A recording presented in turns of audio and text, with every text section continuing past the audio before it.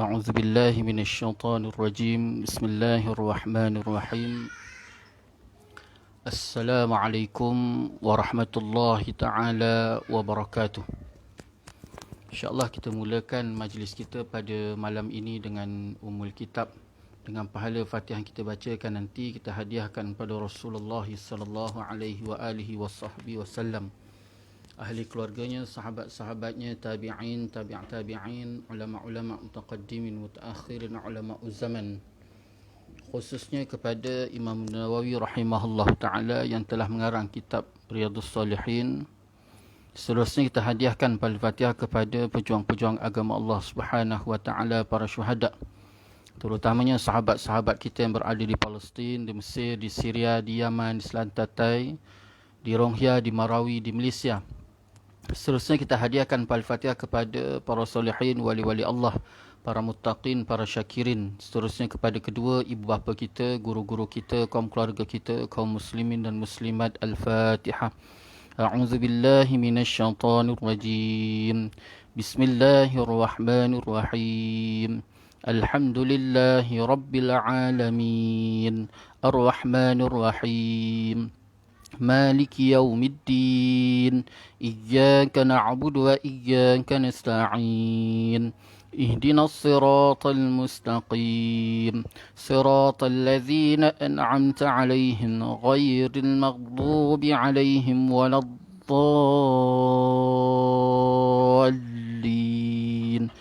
آمين. InsyaAllah tuan-tuan, untuk menambah baik lagi majlis kita pada malam ni, marilah sama-sama kita berselawat ke atas Nabi sallallahu alaihi wa alihi wasallam. Semoga dengan kita berselawat ke atas Nabi sallallahu alaihi wa alihi wasallam, Allah Subhanahu wa taala menambah lagi keberkatan, keredaan, rahmat, dan lebih-lebih lagi kita mengharapkan pengampunan daripada Allah Subhanahu wa taala, insya-Allah. Bismillahirrahmanirrahim. اللهم صل على سيدنا محمد النبي الأمي وعلى آله وصحبه وبارك وسلم. اللهم صل على سيدنا محمد النبي الأمي وعلى آله وصحبه وبارك وسلم. اللهم صل على سيدنا محمد النبي الأمي وعلى آله وصحبه وبارك وسلم. اللهم صل على سيدنا محمد النبي الأمي وعلى آله وصحبه وبارك وسلم. اللهم صل على سيدنا محمد النبي الأمي وعلى آله وصحبه وبارك وسلم. اللهم صل على سيدنا محمد النبي الأمي وعلى آله وصحبه وبارك وسلم. اللهم صل على سيدنا محمد النبي الأمي وعلى آله وصحبه وبارك وسلم.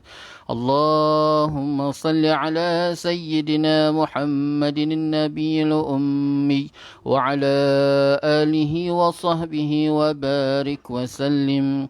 اللهم صل على سيدنا محمد النبي الأمي وعلى آله وصحبه وبارك وسلم. اللهم صل على سيدنا محمد النبي الأمي وعلى آله وصحبه وبارك وسلم. أعوذ بالله من الشيطان الرجيم. بسم الله الرحمن الرحيم. الحمد لله رب العالمين، وبه نستعين على أمور الدنيا والدين، والصلاة والسلام على سيد المرسلين خاتم النبي محمد صلى الله عليه وآله وصحبه وسلم، وعلى آله وأصحابه وتابعا لهم بإحسان إلى يوم الدين. سبحانك لا علم لنا إلا ما علمتنا إنك أنت العليم الحكيم. رب اشرح لي صدري ويسر لي أمري واحلل عقدة من لساني يفقه قولي. Rabbi zidna ilma warzuqna fahma. Allahumma yassir wa la tu'assir. Rabbi tamim bil khair. Ya Fattah ya Alim iftah lana futuhal arifin. Wala hawla wala quwwata illa billahil aliyyil azim. ولا حول ولا قوة إلا بالله العلي العظيم ولا حول ولا قوة إلا بالله العلي العظيم أما بعد قال الله تعالى في القرآن العظيم أعوذ بالله من الشيطان الرجيم بسم الله الرحمن الرحيم ألم نشرح لك صدرك ووضعنا عنك وزرك الذي أنقض ظهرك ورفعنا لك ذكرك فإن مع العسر يسرا إن مع العسر يسرا فإذا فرغت فانصب إلى ربك فارغب صدق الله العظيم. Alhamdulillah, pertama-tamanya marilah sama-sama kita merafakkan rasa syukur kita kehadrat Allah Subhanahu wa taala. Dengan keizinan Allah Subhanahu wa taala dapat sama-sama kita bertemu dan bersua lagi pada malam ini, dan sama-sama kita mengharapkan semoga pertemuan kita ini Allah penuhkan dengan keberkatan, keredaan, rahmat, dan lebih-lebih lagi kita mengharapkan Allah Subhanahu wa taala mengampuni segala dosa kita, dipermudahkan segala urusan kita dan dilapangkan segala kesulitan kita insya-Allah. Dan insya-Allah tuan-tuan, pada malam ni kita sambung lagi pengajian kitab Riyadhus Salihin yang telah dikarang ataupun disusun hadis-hadis Nabi dalam kitab ini oleh Abu Zakaria ataupun lebih dikenali dengan Imam Nawawi rahimahullahu taala. Dan insya-Allah pada malam ni kita masuk pada bab yang kedua, iaitu bab taubat. Bab taubat. Alhamdulillah, kita setelah sama-sama selesaikan pada pertemuan-pertemuan yang lalu pada bab yang pertama yang membicarakan tentang keikhlasan, dan pada malam ni kita masuk bab yang kedua, iaitu membicarakan tentang taubat. Imam Nawawi rahimahullahu taala memulakan kata-kata beliau, para ulama mengatakan bahawa taubat daripada dosa, daripada perbuatan dosa adalah wajib. Ni dia. Dia mulakan. Kata-kata beliau, para ulama mengatakan bahawa taubat daripada perbuatan dosa adalah wajib. Maksudnya apa? Maksudnya bila seseorang itu tuan-tuan, dia buat dosa saja, maka wajib dia bertaubat. Walaupun hukum asal seseorang itu bertaubat. Bertaubat tanpa dosa, hukum sunat. Dia tak buat dosa, tapi dituntut ataupun disunatkan supaya dia melakukan taubat. Ataupun disunatkan supaya dia melaksanakan solat sunat taubat. Beristighfar, mohon ampun pada Allah SWT. Perbuatan istighfar dan melakukan solat sunat taubat tanpa didasari dengan perbuatan dosa, maka hukumnya sunat. Tetapi bila tika mana seseorang itu ada melakukan dosa, dia ada buat dosa, tak kiralah dosa kecil, apatah dosa besar, maka ketika itu wajib ke atasnya untuk melaksanakan solat sunat atau melaksanakan taubat kepada Allah Subhanahu wa taala. Buat tak? Melaksanakan taubat ataupun memohon keampunan kepada Allah Subhanahu wa taala. Tak ampun dengan Allah.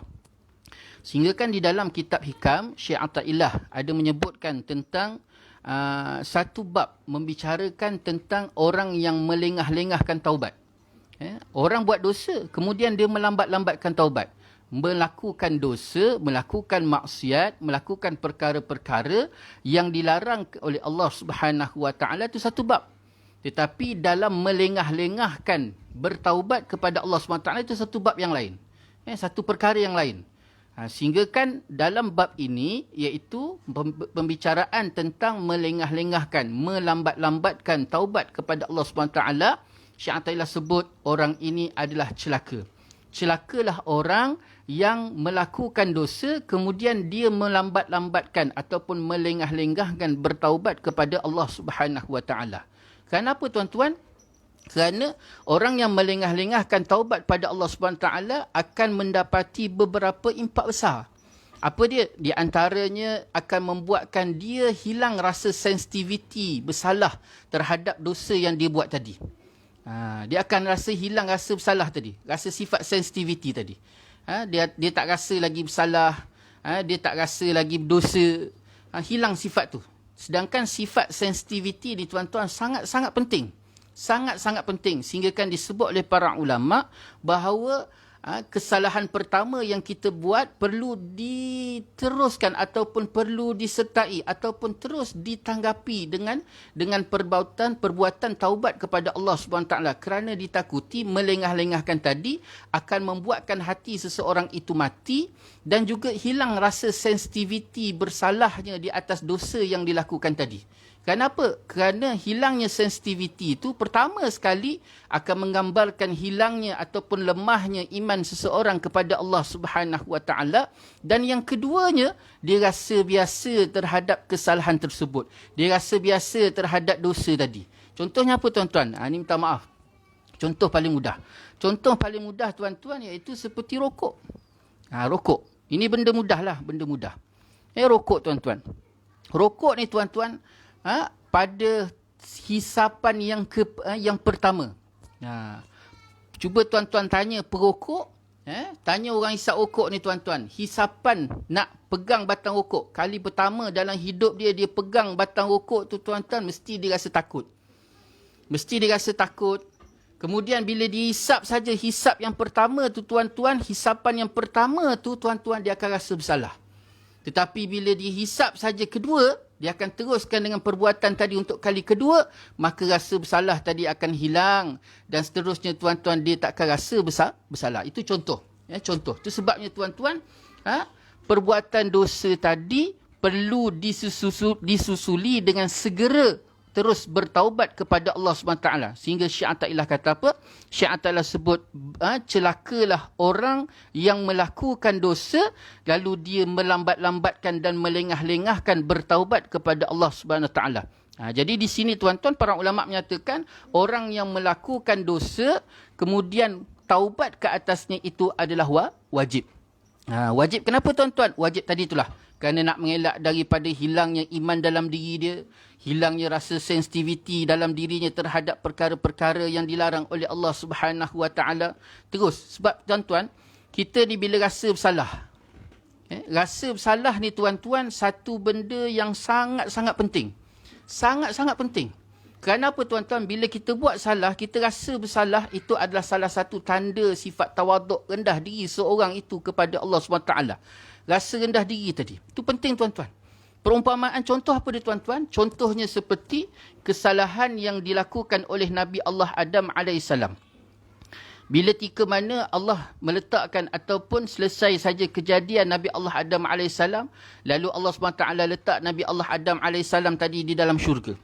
Lalu bila tika mana Allah SWT perintahkan Nabi Allah Adam duduk menetap dalam syurga, dia rasa kesepian tuan-tuan, dia pun terpandang 2 ekor burung yang berterbang-terbangan, berpasang-pasangan. Lalu dia minta pada Allah SWT supaya ada pasangan diri dia untuk dia. Kemudian sampailah Allah Ta'ala jadikan Hawa, nenek enda kita. Lalu ketika itu terus, dalam masa yang sama Allah Ta'ala perintahkan bagi Nabi Allah Adam AS dan Hawa nenek kita ni tuan-tuan, ada larangan. Apa larangannya? Jangan mendekati pohon khuldi. Yang disebut dalam Quran. Jangan mendekati pohon khuldi. Apatah lagi makan buah khuldi.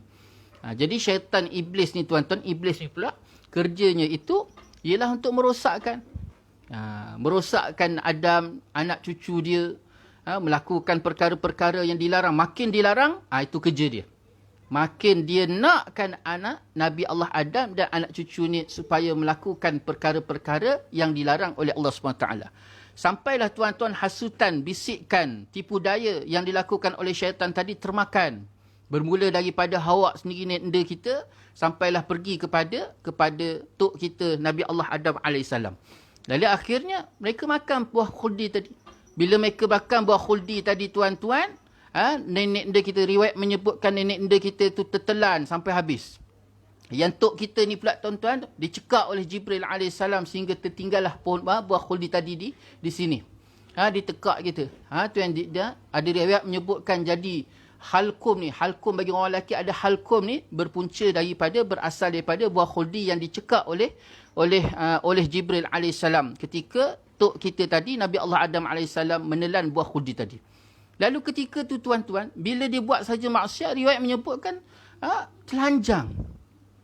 Terus telanjang. Disebabkan maksiat tadi telanjang. Itu sebabnya ada riwayat menyebutkan tuan-tuan, ada penulisan riwayat menyebutkan bahawa salah satu perkara yang agak rasa macam mana kata perkataan dengki tu tuan-tuan, rasa kesat, rasa kasar yang kita nak berikan. Maksudnya rasa Nabi Allah Adam ni rasa macam terharu ke, nak letak perkataan apa Allah Alam, sebab takut jadi fitnah. Di antara kelebihan yang dilihat oleh Nabi Allah Adam, dilihat ada pada umat Nabi besar Muhammad sallallahu alaihi wasallam, salah satunya iaitu bila umat Nabi besar Muhammad sallallahu alaihi wasallam ini melakukan dosa, melakukan maksiat pada Allah Subhanahu taala, dia tak sampai telanjang. Tapi Nabi Allah Adam dan Hawa bila lakukan saja maksiat itu dengan makan buah khuldi tadi tuan-tuan, automatik telanjang. Jadi bila telanjang saja tadi tuan-tuan, ketika itu Allah Ta'ala berfirman pada Nabi Allah Adam AS, kenapa kau makan, kau dekati lagi pohon khuldi, sedangkan telah aku larang, aku beritahu, jangan kau dekati pohon tersebut. Kemudian dalam masa yang sama, jangan kau percaya kepada syaitan, kerana syaitan itu adalah adu mubin, musuh yang sangat jelas, musuh yang sangat nyata. Tapi masih lagi kau makan hasutan dia. Termakan lagi hasutan, terikut lagi hasutan syaitan tadi. Lalu, tidak ada ungkapan lain tuan-tuan yang lahir daripada dua bibir Nabi Allah Adam AS ketika itu kecuali diungkapkan Rabbana zalamna anfusana wa illam taghfir lana wa tarhamna lanakunanna minal khasirin. Wahai Tuhan kami telah menzalimi diri kami. Maka kasihanilah kami, ampunilah kami. Jika kau tak mengampuni kami, lanakunanna minal khasirin. Sesungguhnya adalah kami daripada kalangan orang-orang yang rugi. Minta ampun dengan Allah. Dia mengakui kesilapan dia. Dia mengakui kesilapan, kesalahannya tuan-tuan. Ini sifat tawaduk. Itu sebabnya tuan-tuan, kita memohon ampun, bertaubat pada Allah Subhanahu taala ini adalah salah satu daripada untuk menjaga keimanan kita. Kemudian yang kedua, nak menjaga sensitiviti dalam diri kita. Kemudian yang ketiga pula tuan-tuan, supaya kita ni tuan-tuan ada rasa sifat tawaduk, rasa rendah diri dengan Allah Subhanahu taala bila tika mana kita melakukan kesilapan dan kesalahan kepada Allah Subhanahu taala terutamanya. Begitu juga dituntut supaya kita minta ampun sesama manusia. Jangan disimpan-simpan. Berbeza dengan syaitan. Ini tuan-tuan. Berbeza dengan iblis. Tuan-tuan. Iblis tuan-tuan, bila tika mana Allah SWT selesai jadikan Nabi Allah Adam AS. Ketika itu Allah Ta'ala perintahkan kepada seluruh malaikat dan seluruh makhluk-makhluk untuk sujud sebagai tanda ihram, tanda ihtiram, tanda memuliakan Nabi Allah Adam AS. Para malaikat sujud. Berapa kali tuan-tuan? 3 kali dia sujud pada Nabi Allah Adam AS. Sujud kali pertama, sujud kali kedua, bangkit. Lihat. Mereka mendapati iblis yang duduk di hujung sana tu tuan-tuan terus membelakangkan. Bukan sekadar dia tidak sujud. Bahkan daripada awal lagi sewaktu kejadian Nabi Allah Adam AS tu sendiri, mereka telah membelakangkan Nabi Allah Adam AS. Sampailah kepada perintah sujud kepada Nabi Allah Adam AS daripada Allah SWT, dia terus tak sujud. Sehingga kan bila tika mana tuan-tuan Allah SWT bertanya kepada iblis, wahai iblis, kenapa kau tidak sujud kepada Adam? Bukan dia menyesali atas kesilapan dia. Sekarang tuan-tuan, bukan isu Adam, isunya perintah Allah. Allah perintah, maka wajib kita laksana. Allah perintah, wajib kita laksana. Kita tak boleh nak abai. Kita tak boleh nak elak. Jadi isunya sekarang ni tuan-tuan, bukannya dia lihat sujud kepada Nabi Allah Adam AS itu sebagai satu perintah daripada Allah SWT. Tetapi dia mempertikaikan pula, kenapa perlu aku sujud pada Adam, sedangkan Adam dijadikan daripada tanah, aku pula dijadikan daripada api. Aku lebih mulia daripada Adam. Bukan dia lihat perintah tadi, tapi dia lihat Nabi Allah Adam. Kenapa tuan-tuan? Pertama, digambarkan pada kita bahawa yang pertama sekali iblis ni rasa tak puas hati, dengki. Dengki kenapa tuan-tuan? Dengki kerana wa idh qala rabbuka lil malaikati inni ja'ilun fil ardi khalifah. Qalu ataj'alu fiha may yufsidu fiha wa yasfiku ad-dima wa nahnu nusabbihu bihamdika wa nuqaddisu lak. Qala inni a'lamu ma la ta'lamu. Dengki sebab yang selama ni dialah orang senior, yang dipanggil hebat, yang dimuliakan dengan sifat ilmu dia, dengan kealiman dia, dengan sifat dengan kemuliaan yang Allah Ta'ala berikan daripada dia kepada iblis, kepada Azazil. Sebelum dipanggil iblis, dipanggil Azazil. Tidak ada manusia, tidak ada makhluk yang lebih mulia ketika itu kecuali Azazil yang Allah Ta'ala berikan. Sehingga kan setiap lapisan langit tu tuan-tuan, setiap lapisan langit tu ada panggilan-panggilan yang hebat diberikan kepada Azazil tadi. Alim, zuhud, macam-macam panggilan yang dipanggilkan kepada Azazil. Tiba-tiba masa Allah jadikan, belum jadikan. Allah SWT belum jadikan Nabi Allah Adam AS lagi. Telah Allah Ta'ala katakan bahawa Nabi Allah Adam ini ataupun manusia ini nak diangkat sebagai khalifah di atas muka bumi. Allahu Akbar. Memang ni satu badan. Kita duduk kampung ni tuan-tuan. Duduk kampung ni lama dah. Beranak bercucu, tiba-tiba ada orang baru pindah tuan-tuan di 3 tahun. Tiba-tiba nak diangkat jadi ketua kampung. Tak angin satu badan kita orang lama ni. Kita orang lama ni pula tak diangkat. Angin satu badan. Ni sifat ni tuan. Ni sifat Azazil dan perkara peristiwa dah berlaku. Itu sebabnya dia pertikaikan. Kerana dia melihat bukannya Nabi Allah Adam tadi. Bukannya perintah Allah. Dia melihat Nabi Allah Adam. Ni silap. Pertikaikan lagi. Bila Allah SWT tadi pertikaikan lagi tuan-tuan. Itu sebabnya tuan-tuan. Melengah-lengahkan, melambat-lambatkan bertaubat atas dosa yang dilaksanakan. Yang telah dibuat tadi tuan-tuan. Hukumnya wajib. Kerana apa? Inilah salah satunya. Untuk memelihara diri kita daripada sifat takabur. Sifat rasa besar diri, rasa hebat. Kenapa tuan-tuan sifat takabur ni menutup segala taufik dan hidayah daripada Allah Subhanahu Wa Taala. Tutup semua sekali. Dia terus rasa diri dia betul. Rasa diri dia hebat. Sepatutnya diri dia. Itu sebabnya ulama' seringkali memberikan peringatan. Jangan sesekali ada dalam diri kita ni sifat aku. Keakuan. Aku. Kenapa aku? Kenapa aku? Mana aku? Di mana aku? Mesti aku. Aku. Bila ada saja aku, maka ketika itu tuan-tuan akan lenyaplah segala pintu-pintu kebaikan yang sepatut kita dapat daripada Allah Subhanahu Wa Taala. Itu sebabnya tuan-tuan, perlu kita memperbanyakkan taubat. Itu sebabnya Allah Ta'ala datangkan musibah-musibah. Salah satunya COVID-19 ni tuan-tuan, musibah yang tak selesai-selesai. Sampai hari ni kita pun tak nampak di mana penghujungnya tuan-tuan. Tapi kalau Allah Ta'ala nak angkat, tidak mustahil bagi hak Allah SWT. Ini kita kena jaga. Kita perlu pelihara tuan-tuan. Perkara pertama, bila Allah datangkan sesuatu musibah, dia tidak akan berlaku kecuali dengan izin Allah.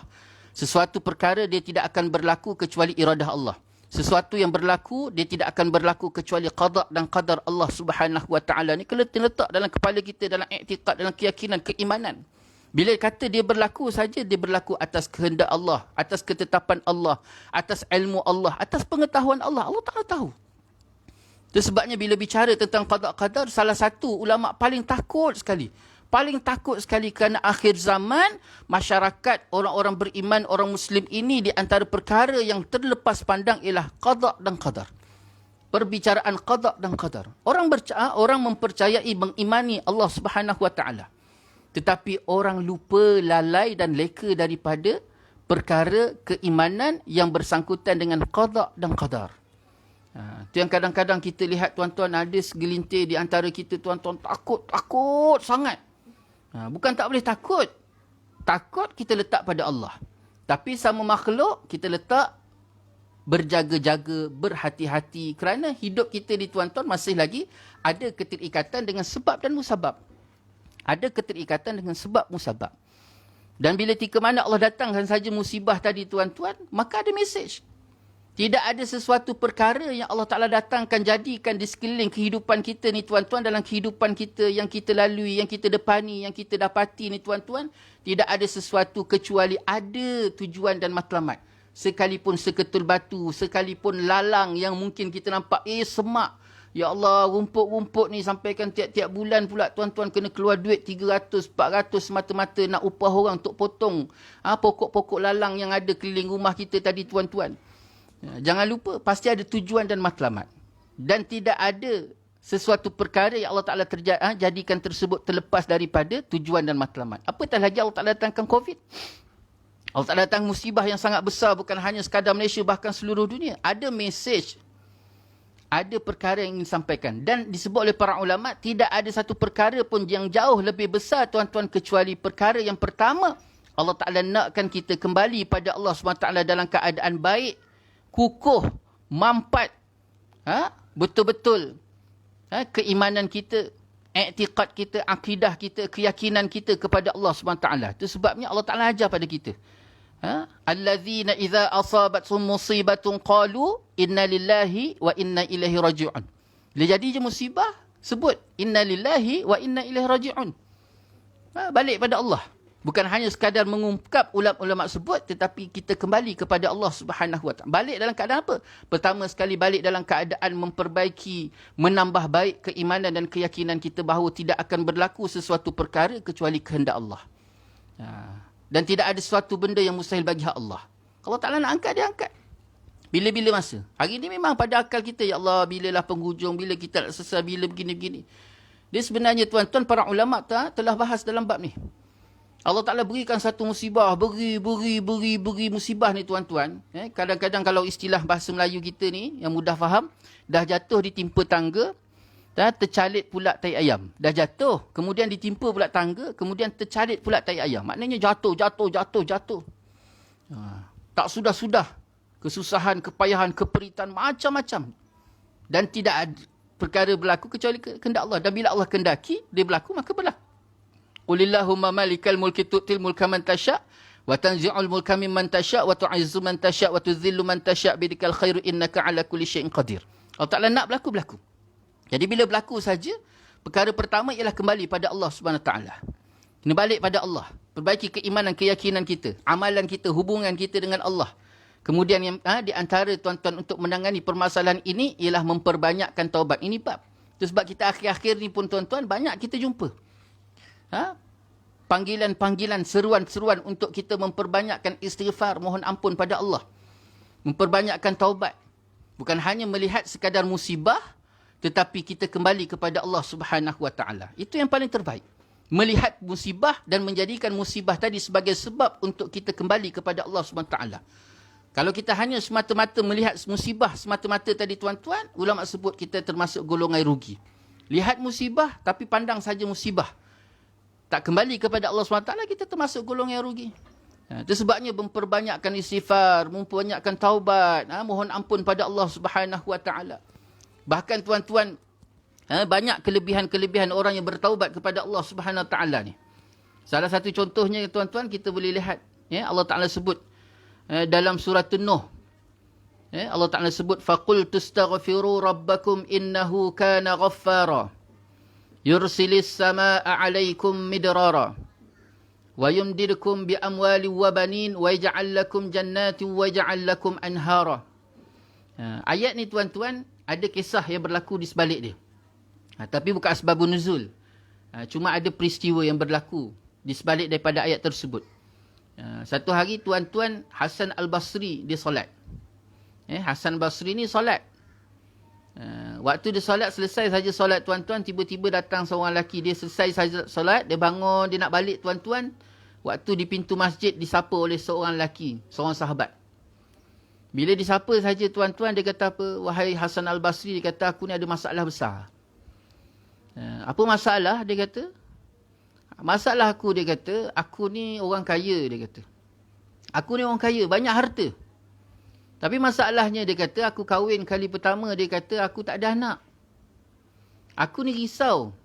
Kerana aku harapkan aku ada keturunan yang boleh mewarisi harta kekayaan aku ini. Jadi aku, kali pertama aku kahwin, aku tak ada anak. Disebabkan aku tak ada anak tadi, aku kahwin kali kedua pula. Aku kahwin kedua pula. Bukan kali kedua, kedua pula. Tambah lagi satu. Harapan aku supaya Allah SWT berikan anak pada aku, supaya ada waris yang boleh mewarisi harta kekayaan aku ni. Aku kahwin kali kedua pun tak ada anak. Lalu aku kahwin kali ketiga. Aku kahwin kali ketiga pun harapanku supaya dapat anak tak ada juga. Lalu aku kahwin kali keempat. Aku kahwin keempat. Bukan kali keempat. Aku kahwin keempat. Maknanya 4 orang isteri, dia kata. Sekarang ni aku dah ada 4 orang isteri tapi tak ada juga anak. Dia kata aku risau, Hasan Basri. Lalu tuan-tuan ketika itu Hasan Al-Basri pun baca ayat Allah Subhanahu Wa Taala di dalam surah Nuh tadi, faqul tastaghfiru rabbakum innahu kana ghaffara yursilis samaa'a 'alaikum midrara wa yumdidukum bi amwalin wa banin wa yaj'al lakum jannatin wa yaj'al lakum anhara. Allah Ta'ala sebut dalam ayat tadi, faqul tastaghfiru rabbakum, maka aku kata minta ampunlah kepada Tuhan kamu. Allah Ta'ala perintahkan kepada kita supaya kita beristighfar, mohon ampun pada Allah Subhanahu Wa Taala. Innahu kana ghaffara. Sesungguhnya Allah Ta'ala tu maha pengampun. Bukan disebabkan dosa. Allah Ta'ala tak sebut. Bila kamu buat dosa, maka bertaubatlah. Bila kamu buat dosa, maka beristighfar. Tak ada. Allah Ta'ala tu kata, istighfarlah kamu, mohon ampunlah kamu kepada Allah. Bukan tunggu dosa. Allah Ta'ala suruh kita beristighfar. Mohon ampun. Innahu kana ghaffara. Sesungguhnya Allah SWT itu maha pengampun. Bila tika mana Allah SWT dah ampunkan dosa kita, tuan-tuan, yursilis samaa'a alaikum midrara. Allah Ta'ala akan turunkan hujan. Ini nampak rahmat Allah Ta'ala turun. Rahmat Allah SWT akan turun. Yursilis samaa'a alaikum midrara ni, tuan-tuan, turunnya hujan daripada langit ni, banyak tafsiran. Di antaranya ulama sebut memang hujan betul. Di antaranya disebut oleh para ulama rahmat Allah. Disebut oleh para ulama pengampunan daripada Allah. Disebut oleh para ulama rezeki. Disebut oleh para ulama penyelesaian di atas segala kesulitan. Macam-macam. Tafsiran daripada hujan yang turun daripada langit tadi. Bukan hanya sekadar hujan.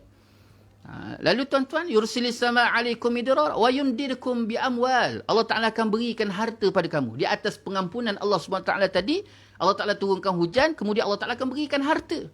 Kalau tak ada harta, Allah Ta'ala berikan harta. Kita ni tuan-tuan, hidup kita yang jadi susah, payah, jerit, perit, terhambat. Susah sangat rezeki kita ni tuan-tuan. Disebut oleh para ulama, perkara yang paling besar sekali adalah dosa. Dosa ini adalah penghambat bagi segala rezeki-rezeki daripada Allah SWT. Sebabnya banyakkan istighfar, bukan tunggu dosa. Kalau ada dosa, apatah lagi. Banyakkan istighfar, mohon ampun pada Allah SWT, maka Allah Ta'ala akan berikan. Wa yumdidkum bi amwal, datangkan harta-harta. Wa yumdidkum bi amwali wa banin, Allah Ta'ala akan berikan anak-anak. Ni tuan-tuan. Susah nak apa anak. Maka banyakkan istighfar, Allah Ta'ala akan berikan anak-anak. Wa yaj'al lakum jannati wa yaj'al lakum anhara. Dan Allah Ta'ala akan berikan syurga, jadikan syurga. Allah Ta'ala akan bina syurga bagi dia.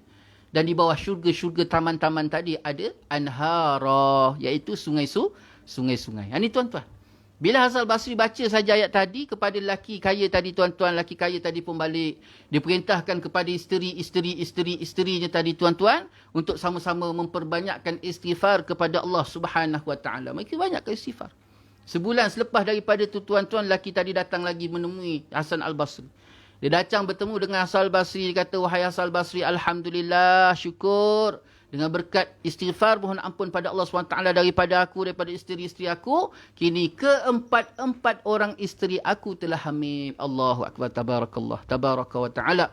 Ini tuan-tuan, berkat daripada istighfar. 4 orang isteri, tuan-tuan, bukan seorang. Kita yang baru seorang isteri pun, tuan-tuan, bila dia mengandung saja, tuan-tuan, hamil. Ya Allah, seronok sangat dengar, tuan-tuan. Jadi, tuan-tuan, kalau 4 ni, tuan-tuan, 4 ronok. 1 seronok, 2 ronok, 3 ronok, 4 ronok. 4 ronok, tuan-tuan. Bukan seronok lagi, 4 ronok. Beronok-ronok, tuan-tuan. Dapat bila 3 mana 4 isteri tadi. Amin. Masya Allah. Tabarakallah. Ini berkat daripada istighfar. Apabila perbuatan dosa itu tidak menyangkut dengan sesama manusia, maksudnya hanya dosa antara seseorang dengan Allah SWT, maka haruslah memenuhi 3 syarat. Bila 3 mana seorang tu dia buat dosa, dan dosa tadi hanya bersangkut di antara dia dengan Allah. Bersangkut di antara dia dengan Allah. Tak bersangkut dengan manusia. Maka ketika dia melakukan taubat, mohon ampun pada Allah SWT, tuan-tuan, dia ada 3 syarat. Maknanya ada 3 perkara yang perlu dilakukan. Yang pertama, menghentikan perbuatan dosa tadi. Dia kena berhenti. Berhenti daripada buat dosa tadi, tuan-tuan. Yang kedua, menyesal atas perbuatan. Pertama, berhenti, tak buat lagi dosa. Dosa yang dia buat tadi, berhenti perbuatan tadi. Yang kedua, dia menyesali atas perbuatan tadi. Dia sesal, rasa bersalah sangat. Kemudian, tuan-tuan, yang ketiga, berketetapan hati untuk tidak mengulangi perbuatan dosa itu untuk selama-lamanya. 3 syarat. Berhenti buat dosa tadi, berhenti perbuatan dosa tadi. Yang ketiga, yang kedua, menyesali perbuatan tadi. Yang keempat, berketetapan untuk hati tadi mesti teguh. Teguh hati tadi. Yang dia tidak akan mengulangi perbuatan dosa tadi. Maka ketika itu, bila 3 syarat tadi dipenuhi, insya-Allah dengan izin Allah SWT, Imam Nawawi kata, Allah SWT akan menerima taubat hambanya tadi. Itu kalau dosa dia di antara dia dengan Allah SWT. Dosa dengan Allah Ta'ala ni, tuan-tuan, mudah. Selagi mana kita tidak melakukan perbuatan syirik pada Allah SWT, selagi itulah segala dosa-dosa tadi. Bila kita mohon ampun pada Allah SWT, Allah SWT akan ampunkan segala dosa-dosa kita tadi. Akan diampunkan segala dosa-dosa. Tapi kalau kita tak buat dosa, perlu tak kita bertaubat? Perlu. Atas dasar sunat. Lebih-lebih lagi musibah pada hari ni. Kita ni tuan-tuan terlalu banyak sangat dosa. Dosa kering, dosa yang tidak diketahui, dosa yang diketahui, lalai. Lalai itu pun dosa. Lalai daripada mengingati Allah, lalai daripada membaca Al-Quran, lalai terhadap hak-hak yang sepatut kita berikan. Baik sama ada hak sesama Muslim, hak sesama manusia, hak sama makhluk, apatah lagi hak di antara kita dengan Allah SWT, hak di antara kita dengan Nabi SAW. Itu semua kena tengok. Jadi musibah yang Allah Ta'ala datang ni tuan-tuan, perkara yang pertama sekali yang perlu kita kembali ialah bertaubat pada Allah dan mengembalikan semula hak-hak tadi. Solat kita, perkara-perkara wajib, perkara-perkara sunat, apa yang Allah Ta'ala perintah, kemudian apa yang Nabi suruh, apa yang Nabi nak, apa yang Allah Ta'ala nak, kemudian hak-hak di antara kita dengan masyarakat, jiran, keluarga, di antara kata suami, hak isteri, isteri, hak suami, hak anak-anak, hak kerabat, semua sekali tuan-tuan kita kena nilai, kena lihat, kita kembali balik, baiki balik, reset balik, baiki sikit-sikit dalam keadaan kita susuli dengan beristighfar dan mohon ampun pada Allah Subhanahu wa taala. Dan apabila perbuatan dosa itu menyangkut sesama manusia, tadi dosa dengan Allah. Dosa dengan Allah, bertaubat, kemudian datangkan 3 syarat Imam Nawawi kata, iaitu rasa menghentikan daripada melakukan dosa, perbuatan dosa tadi, kemudian menyesali atas perbuatan dosa tadi, kemudian berketetapan hati untuk tidak melakukan ataupun mengulangi perbuatan dosa tadi, jauhkan terus. Jadi Allah Ta'ala akan ampunkan insya-Allah. Tapi apabila seorang itu dia melakukan dosa bersangkut paut dengan sama manusia, maka harus memenuhi 4 syarat. Manawi kata apa? Bila seorang tu buat dosa sama manusia, ada 4 syarat. Iaitu 3 syarat sesama, 3 syarat seperti yang tersebut di atas, ditambah dengan 1 syarat, iaitu harus menyelesaikan urusannya itu kepada orang yang bersangkutan. Jadi ada 4. Kalau dengan Allah SWT tadi ada 3. Tapi bila sama dengan manusia tadi ada 4, ditambah 1. 3 sebagaimana yang di atas tadi, iaitu menghentikan perbuatan dosa tadi, menyesali di atas perbuatan dosa yang dilakukan tadi, kemudian hati dia mesti teguh untuk tidak mengulangi perbuatan dosa tadi. Dia akan jauhkan. Kemudian ditambahkan, bila dosa tadi sama manusia, ditambah 1 lagi, iaitu dia mestilah menyelesaikan masalah dosa tadi dengan orang yang dia melakukan dosa tadi. Minta ampun, minta maaf. Ini satu benda tuan-tuan. Kalau ikut Imam Malik, Imam Malik kata apa? Tak perlu kita sebut dosa. Itu pandangan Imam Malik. Imam Malik kata tak perlu kita sebut dosa. Kita datang jumpa orang tu, ampunkan. Macam hari raya lah. Macam hari raya, kita datang, kita jumpa orang, kita ampun, kosong. Minta maaf kau. Padahal kita belakang dia, buah apa ni? Buah mangga rumah dia tu, kita lalu main petik-petik je. Kita main petik, main makan je. Jadi minta halal lah, kosong. Boleh tak? Mengikut pandangan Imam Malik, boleh. Minta halal. Dia kata halal. Okey, halal. Dosa-dosa, kesalahan semua halal. Halal bihalal. Kosong. Dia kata. Boleh tak? Mengikut pandangan Imam Malik, boleh. Tapi mengikut Imam Syafi'i, Imam Hanafi, Imam Ahmad bin Hanbal, tidak ada pengampunan dosa, tidak ada halal bihalal, kecuali diterangkan secara jelas setiap dosa tadi. Keras ni. Berat ni tuan-tuan. Jangan kata orang lain, kadang-kadang dengan dosa dengan isteri kita, dosa dengan pasangan kita, suami kita tuan-tuan. Nak kena sebut jelas. Tapi tuan-tuan ada pembahasan. Di antaranya sebut oleh para ulama, tuan-tuan lihat. Kalau katalah kita ni berdosa dengan isteri kita, kan? Kalau dosa tadi tuan-tuan sampai boleh merenggangkan hubungan, meretakkan rumah tangga kita, maka cukuplah dengan kita minta ampun dan tak susahlah kita sebut dosa tadi. Kerana mudarat ni jauh lebih besar. Tak payah sebut. Cukup ya minta maaf yang apa dosa pula buat, kena cakap. Jadi tuan-tuan, kalau katalah kita bercakap dosa kita tadi sampai merenggangkan rumah tangga kita, merosakkan kebahagiaan yang kita bina tuan-tuan, maka lebih baik cukup sekadar kita minta ampun daripada kita mengungkapkan, kerana mudaratnya jauh besar. Jadi itulah tuan-tuan, sikit sebanyak dapat kita kongsi bersama pada malam ini sebagai pembukaan bab tentang taubat yang dibicarakan oleh Imam Nawawi rahimahullah ta'ala dalam kitab Riyadhus Salihin. Jadi wallahu taala alam, yang baik itu daripada Allah Subhanahu taala, yang tidak baik itu menunjuk kelemahan saya sendiri. Saya mohon maaf di atas segala salah silap, salah kata, salah bicara. Mohon maaf di atas segala-galanya. Insya-Allah kita tangguh majlis dengan tasbih, kafarah dan salatul. Subhanakallahumma bihamdika asyhadu an la ilaha illa anta astaghfiruka wa atubu ilaik.